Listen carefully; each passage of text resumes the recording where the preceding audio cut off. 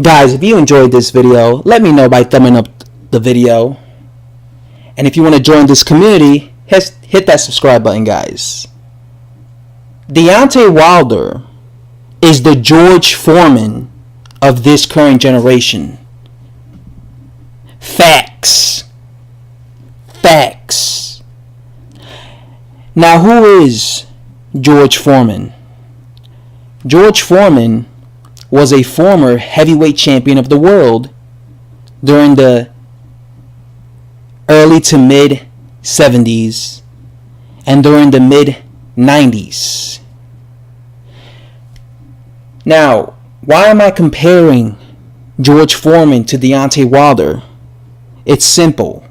When you look at George Foreman, and I'm talking about a prime George Foreman, a young George Foreman during the 1970s, you're going to notice that he had very poor technique.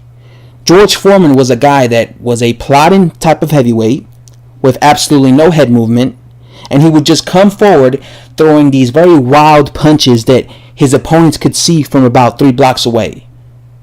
I believe Muhammad Ali once called him Frankenstein. You could tell Ali knew this because during the build-up of their fight, Ali was always saying that George Foreman was one of the worst fighters he's ever saw. He said that, I believe he said that Sonny Liston was a better fighter than George Foreman. And what he was basically saying is when it came to technique and skill set, Sonny Liston had way better talent.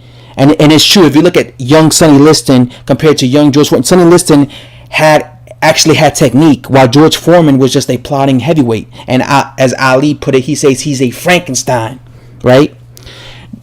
So how was it that George Foreman was able to become a champion? Because George Foreman had something. He had punching power, right? He was a monstrous puncher. And in my opinion, this is why he was able to become a champion in the first place. Although he had this horrible technique, and he was very windmilly. He was look at the way he threw his punches in his prime. He was very windmilly. He, like I said, he would throw punches from 3 blocks away. All his opponents could see his punches coming from a mile away. But because he was a big puncher, I believe this is what was basically his advantage over everyone he fought. He was able to beat them based on the fact that it wasn't because of his skill set, it was because of his punching power. I truly believe he would have lost to probably Ken Norton or George Frazier had he not have these big monsters punch. The same thing happened during the 90s. During the 90s, he was even worse because during the 90s, he was just getting his ass whooped. Of course, he was much older in age, but he was getting his ass whooped. And the only reason, in my opinion, why he beat Michael Moore was because he was able to land his best punch. But if we look at that fight, he was getting his ass whooped. So again, when it came to George Foreman, I personally was not impressed with his style. I thought he was a very limited type of fighter who was really just a big guy with a big punch. Okay? Now, he kind of reminds me of this current generation's Deontay Wilder. You know what I'm saying? When you look at Deontay Wilder, I personally am not impressed with his talent, with his skill set. I'm sorry. I just am not. I'm just being honest with you guys. When I see Deontay Wilder perform in a boxing ring, I'm not impressed. I'm not impressed. I see a guy he fights like he doesn't know what he's doing, and he fights like an amateur. He telegraphs his punches. He depends way too much on one thing. When you look at Deontay Wilder, he's really just a big guy, 6'7", who has a big punch. The only difference, I would say, from George Foreman and somebody like Deontay Wilder would be the fact that Deontay Wilder is way more quicker than George Foreman. George Foreman was a lot slower. Let's keep in mind he was also heavier than Deontay. Deontay Wilder is a guy who walks around at 212 pounds, right? So he was way more quicker on his foot speed and like his athleticism. But other than that, he's pretty much George Foreman.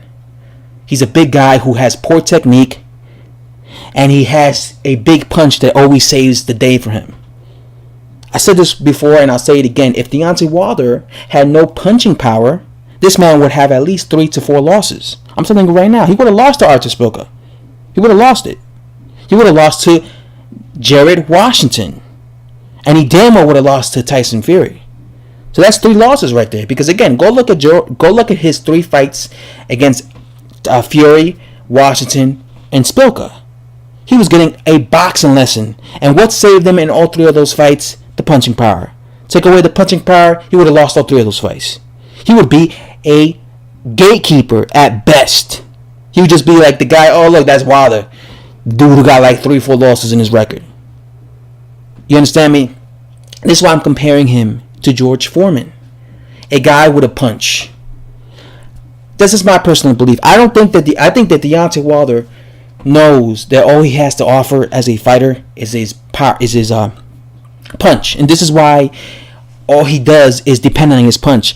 I've said this in the past, and I'll say it again. In boxing, you need to sharpen your other skill sets. You can't just depend on one thing.